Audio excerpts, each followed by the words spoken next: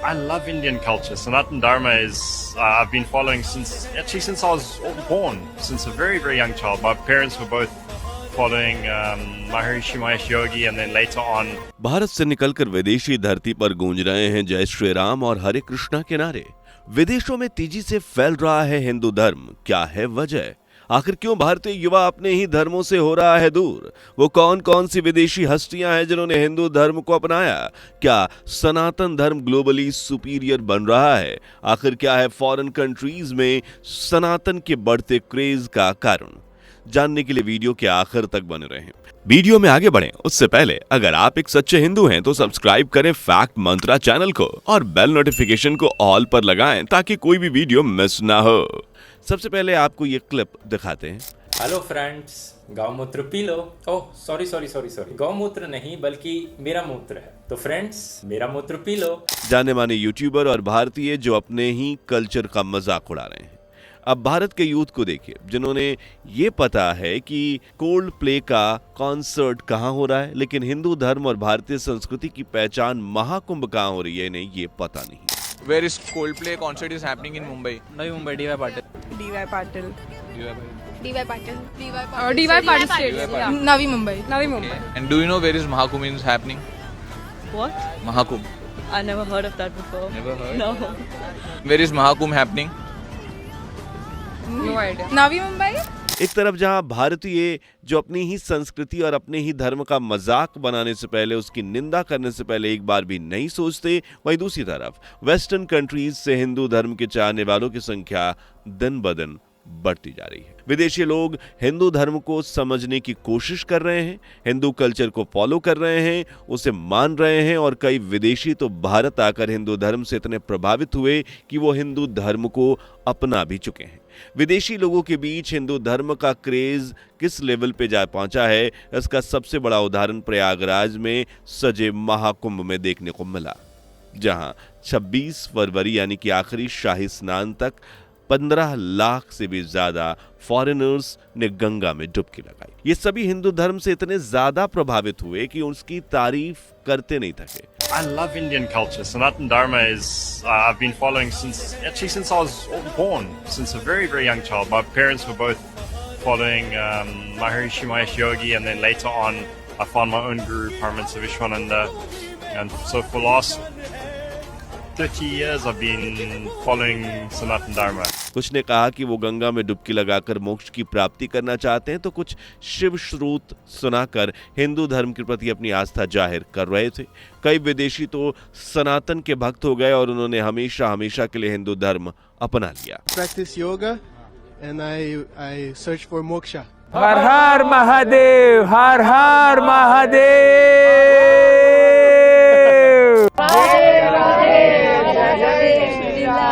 हर हर Mahadev. Radhe Radhe.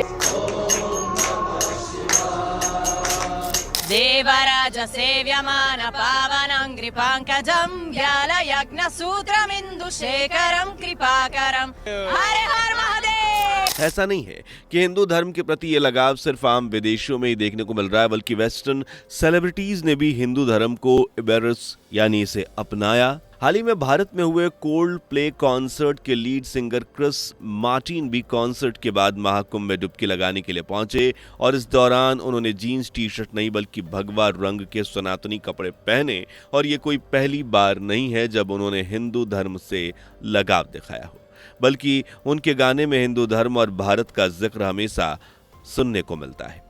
Even कुछ लोगों ने तो क्रिस के ऊपर आरोप लगाए थे कि वो अपने गानों में भारतीयों को सिर्फ और सिर्फ हिंदुत्व के रूप में बताने की कोशिश करते हैं, जबकि क्रिस को इससे कोई फर्क नहीं पड़ता। वो आज भी अपने गानों में भारत और हिंदू धर्म की झलक पेश करते हैं। हाल ही में हुए अपने कॉन्सर्ट में तो उन्होंने जय श्री राम और हरे कृष्णा जैसे नारे खुलकर गाए थे। Hare Krishna. Let's go. Jai Shri Ram. I don't know why. Chris अकेले नहीं है जो सनातन धर्म से जुड़े हैं, बल्कि द बेटल्स बैंड के गिटारिस्ट जॉर्ज हैरिसन खुद को भगवान कृष्ण का भक्त बताते हुए नजर आते थे। वो कई बार कृष्ण की पावर को भी बताते हुए देखे गए थे। I've done that mantra for ages. Once I chanted it for like 3 days non-stop.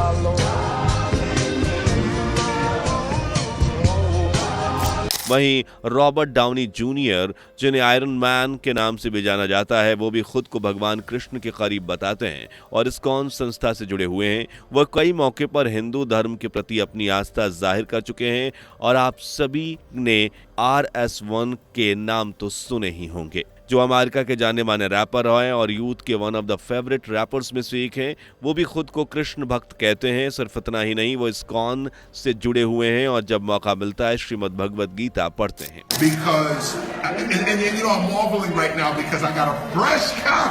इसके अलावा सिल्वेस्टर स्टोलन तो हिंदू धर्म में इतनी आस्था रखते हैं कि उन्होंने अपने बेटे के मौत के बाद उसका श्राद्ध हिंदू रीति रिवाज के अनुसार हरिद्वार में आकर किया। सिल्वेस्टर स्टैलोन ने 3 साल पहले मौत के शिकार हुए अपने बेटे का हरिद्वार में श्राद्ध करवाया है। विल स्मिथ, जो एक अमेरिकन एक्टर और रैपर हैं, वो भी हिंदू धर्म में गहरी आस्था रखते हैं।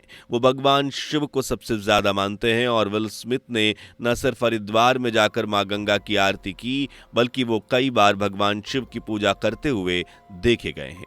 वहीं अमेरिकन एक्ट्रेस जूलिया रॉबर्ट्स तो हिंदू धर्म को एक्सेप्ट भी कर चुकी हैं। इतना ही नहीं, वो हिंदू धर्म की प्रैक्टिस भी करती हैं। वो रोजाना योग, पूजा पाठ और हिंदू धर्म से जुड़े दूसरे कार्य करती हैं।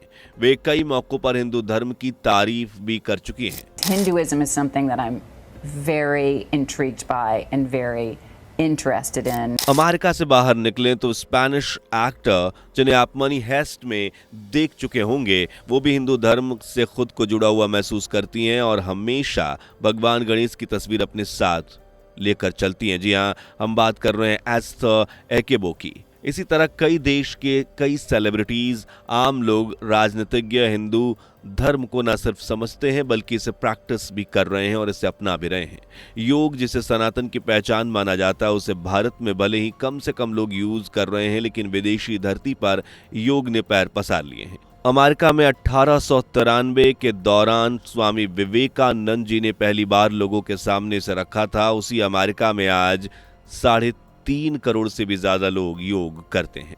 सिर्फ अमेरिका ही नहीं, ब्रिटेन, ऑस्ट्रेलिया, रूस, साउथ अफ्रीका, घाना जैसे तमाम देश जहां योग किया जा रहा है, मेडिटेशन किया जा रहा है, लोग हिंदू धर्म के प्रति अट्रैक्ट हो रहे हैं। और इन सब की वजह भ्रम, बहकना, जबरन धर्म परिवर्तन करवाना नहीं, बल्कि वजह है सनातन की पवित्रता, इसकी सच्चाई। क्योंकि पूरी दुनिया में एकमात्र हिंदू धर्म ही ऐसा रिलीजन है, यानी एक ऐसा धर्म है जो किसी पर भी किसी प्रकार का दबाव नहीं डालता, जो किसी से भी ये नहीं कहता कि हिंदुत्व प्रैक्टिस करने के लिए, पूजा करने के लिए, नदी में डुबकी लगाने के लिए या हरे कृष्णा कहने के लिए तुम्हें हिंदू होना ही पड़ेगा। बल्कि यहाँ हर किसी को अपनी आस्था और अपनी स्वतंत्रता को फॉलो करने की पूरी आज़ादी है। हिंदू धर्म ना तो ये कहता है कि वो सबसे बड़ा है और ना ये कहता है कि दूसरे धर्म फिरंगी हैं, बल्कि ये तो जीवन को आधार देता है जिसमें कोई बाउंडेशंस नहीं है। हर किसी को हिंदू धर्म को समझने की इजाज़त दी जाती है। यही सबसे बड़ा कारण है कि वेस्टर्न कंट्रीज के हिंदू धर्म का बोलबाला लगातार बढ़ता जा रहा है। वेस्टर्न कंट्रीज में लोग न सिर्फ इसे समझ रहे हैं बल्कि इसकी शक्ति के आगे नतमस्तक भी हो रहे हैं।